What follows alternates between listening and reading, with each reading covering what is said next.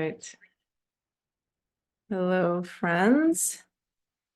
Nice to see you all. My hair is kind of a mess, but that's okay. So, let's see. I want to move this to stop being like a shadow on me. There we go. Put it over here. I wanted to talk this evening and to do a guided meditation for you all around intuition and how to connect with intuition and how to connect with our light. And this is always relevant, I think, but especially relevant now as we go through this continual age of awakening, starting to see through the illusion, see through the programming. And I recently just got a little worked up about just the religious programming that I've been, that a lot of people are becoming subject to. And I think about it a lot because, we often feel disconnected. That's why there's a source of so much suffering, is that we feel disconnected from source. And, a lot of us don't go to church anymore, myself included. So what can happen is that we then feel, that we like throw the baby out with the bathwater, which is such an awful expression, right? But it's like throwing everything out, and so we lose that connection to source, to oneness, and then we continue to feel disconnected. So, I mean, that's part of what's been going on for thousands of years, is that we've been kept in the state of fear and anger and having our emotions used against us and having our third eye essentially be blocked with those emotions.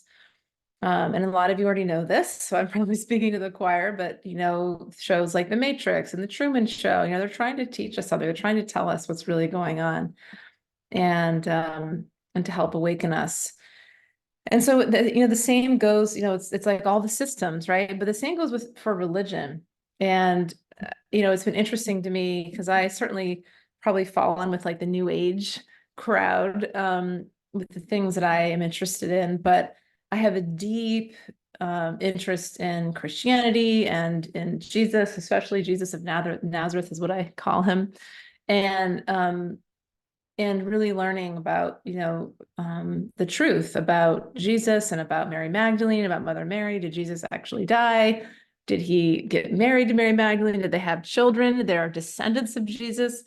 So many things have been hidden from us. And, I've noticed a few well-known figures out there, Russell Brand being one of them, who have decided, they're being baptized and become like born again Christians, essentially, from what I can gather. And it's interesting. I mean, I know a few people locally who have also done that, like saying, kind of bashing New Age. Doreen Virtue was the first one that started doing this a long time ago, bashing New Age stuff, saying things like yoga is demonic. And if you do tarot cards, you're connecting with, dark energy. And while there certainly are things in the occult that are dark, that's everywhere, right? There's darkness everywhere, and it all depends on your intention and what you're opening yourself up to. That's why I like the Akashic Records so much, because it's a container of light.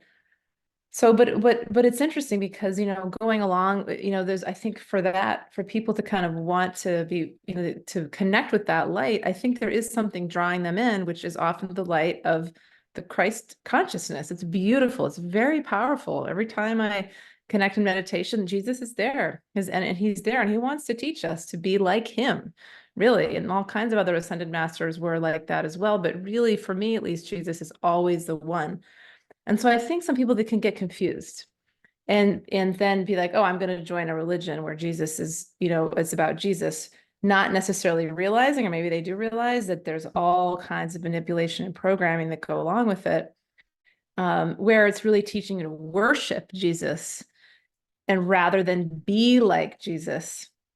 That's the big difference. And as long as you worship, then you can never be like, because you're always less than, right? You're a sinner.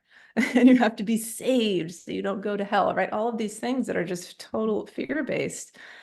And so I think, I've been just really curious about how some people can become, falling into that, which is, another form of indoctrination in my view.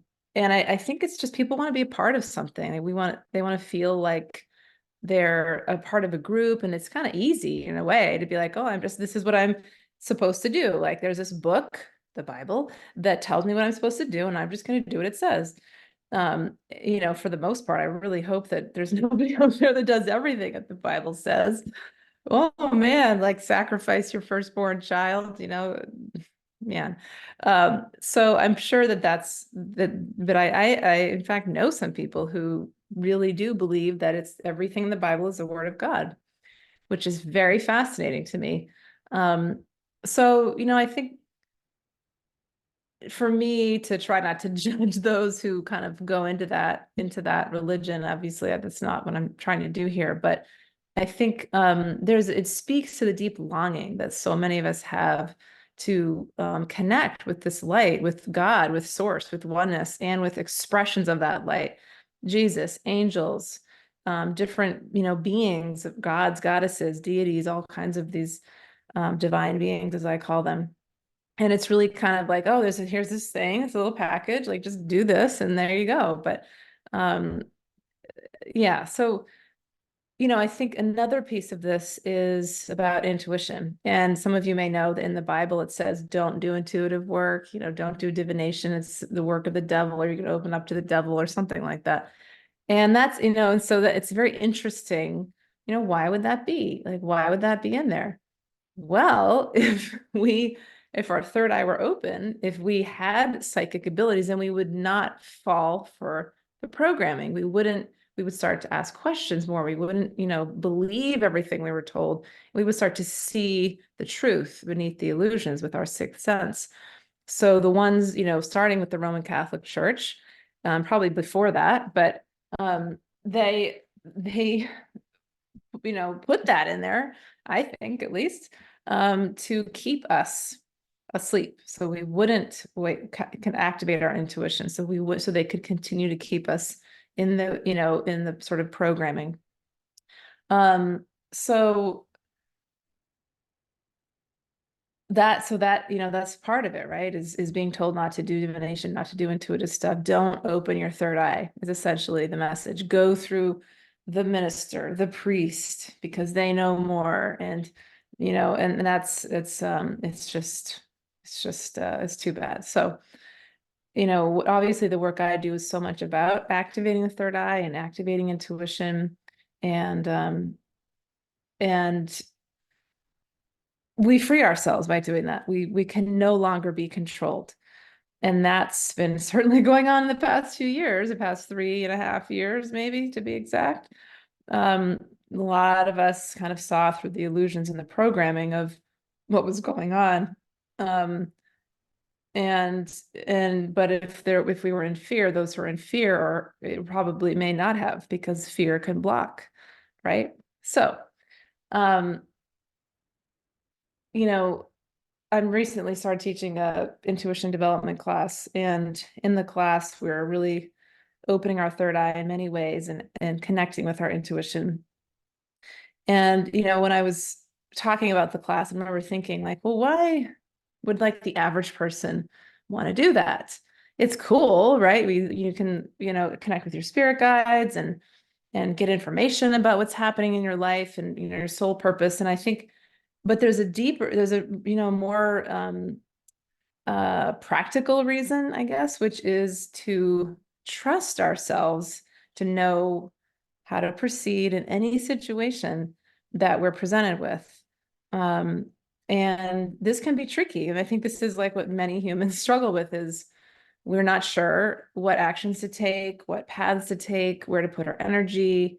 And we're not sure if we're doing the right thing. Or if I hear this all the time from clients when I do readings for them. That's one of the most common questions is, am I on the right path? What can I do to really connect with my soul purpose?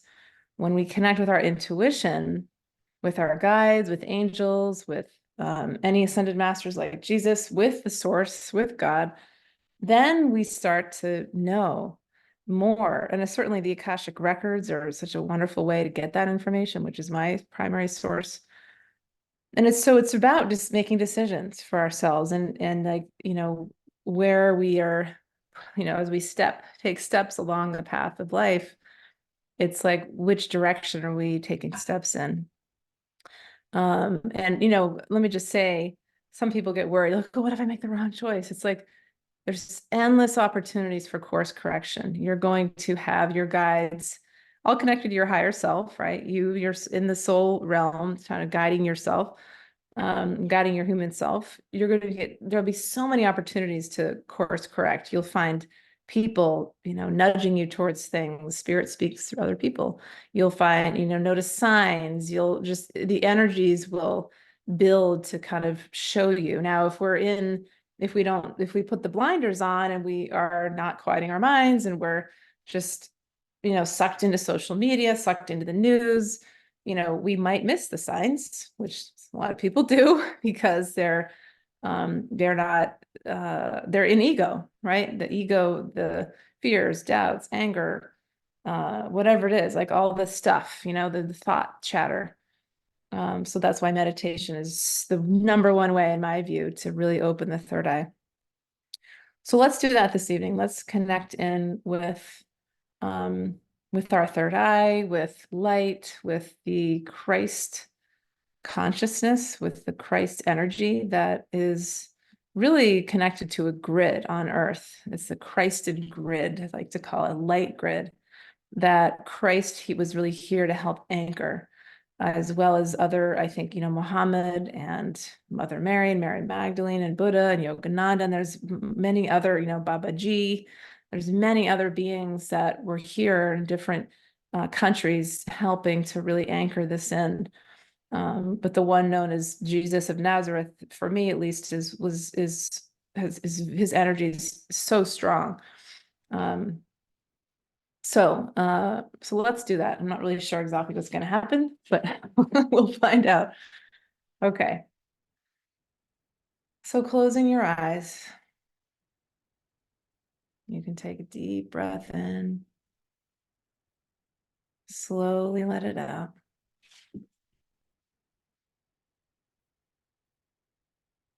And just do this a few more times. Take deep cleansing breaths.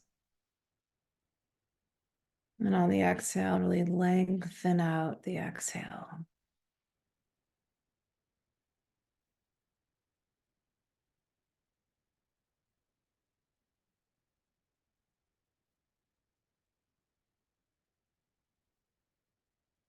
And just begin to allow your breath to flow naturally. And to bring your awareness to your energy centers. Maybe even choosing one, an area where you feel energy right now.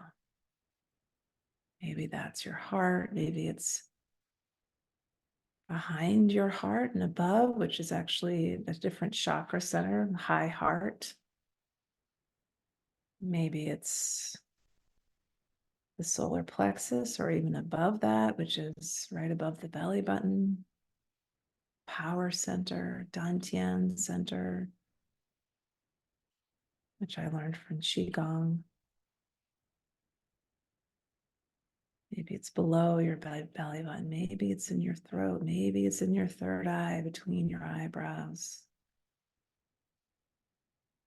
Just breathing in.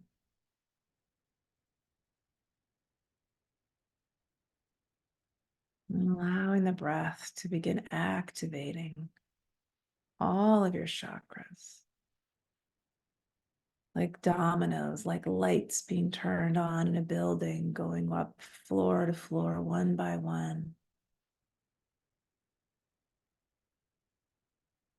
Allowing your breath to activate the cells, to light up the cells in your body.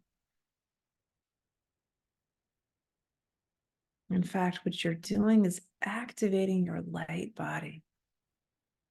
the source of information and wisdom. When we access our Akashic records, we're not going anywhere to access it. It is within us, it is around us, the layer of our light bodies.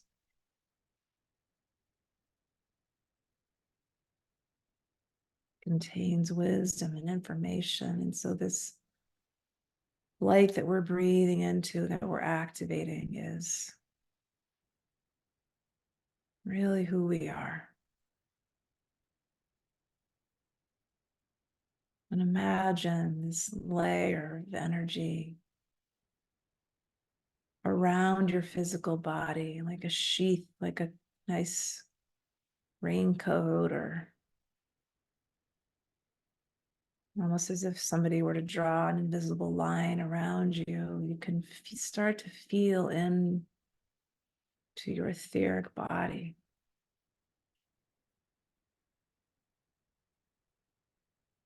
And through your breath, begin to connect energetically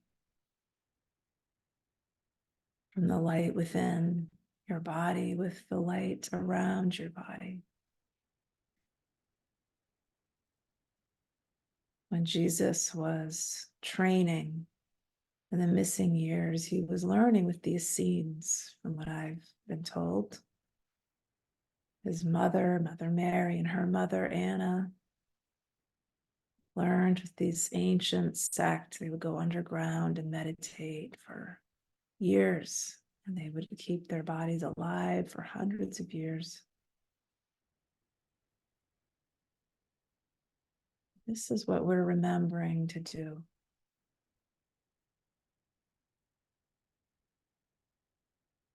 Through breath, through intention, through light. Our physical body is a vessel. It's such a gift. And yet there's light, there's so much more to who we are that we're activating now. Feeling your third eye activating, your crown chakra opening. These are ways we receive information through the third eye specifically, and the crown chakra connects us to God, to oneness, to universal consciousness of all that is.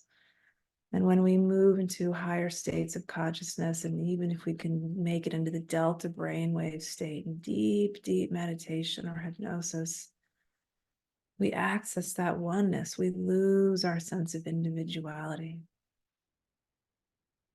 And we feel we are connected with all things because we are.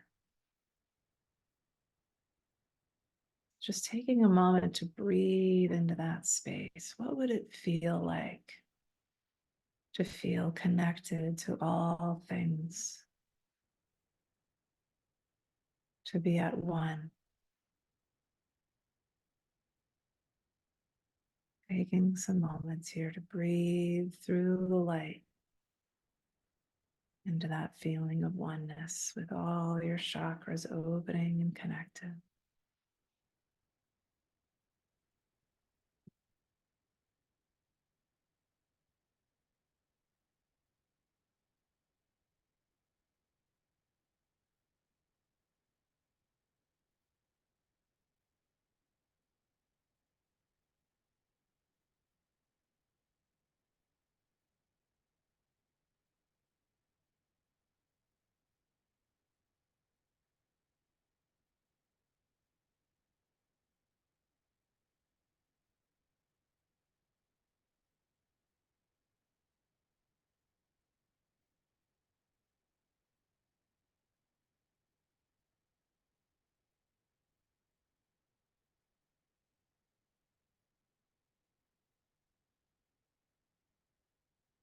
Anytime the thoughts come in, just allow them just to dissipate.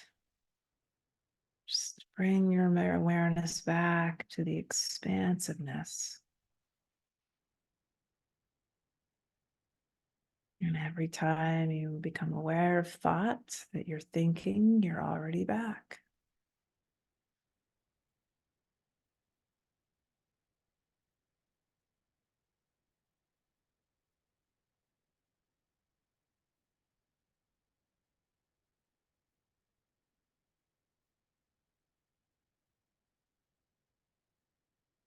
The more we do this practice, the better we feel. We're connected to this oneness, which is God, which is source. And then we just feel this sense of knowing that everything is okay, that we're going to be okay, that we are in this universal love, and all the things that come up in our lives, all the little decisions and choices and actions and duties and responsibilities, they just don't seem as important. And begin to trust that we'll know what to do and that we'll be guided. And we begin to trust in the benevolent universe and that we're always being supported because we are. We're here to learn, though, so we have to do it on our own. We're not always going to be told what to do. That's how we learn and grow. That's free will. And it's such a magical miracle to be alive in this human body here on earth at this time. Such a gift. It's challenging and yet so beautiful. So exciting. Remembering the divine laws of resonance and energy, that everything is vibration and that we can attract things to us just with our thoughts and the energy we give off. We're remembering that we have these abilities to see into the past and the future and to link energetically with others to help shift vibrations and to really work with love to transmute the dark. We're starting to believe that this is real.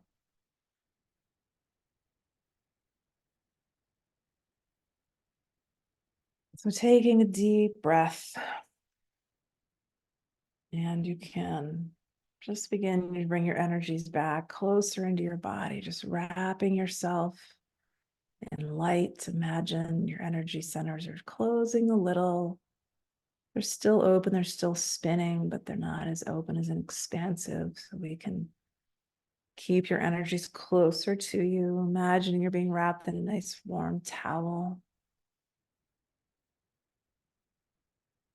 And just taking a moment to give thanks with your hands in prayer position of your heart, or just fold them over your heart, or leave them in your lap, but just honoring any divine beings, any sources of pure love, all connected to the source who've been here with you because they have, honoring your own higher self, and just taking a moment of gratitude.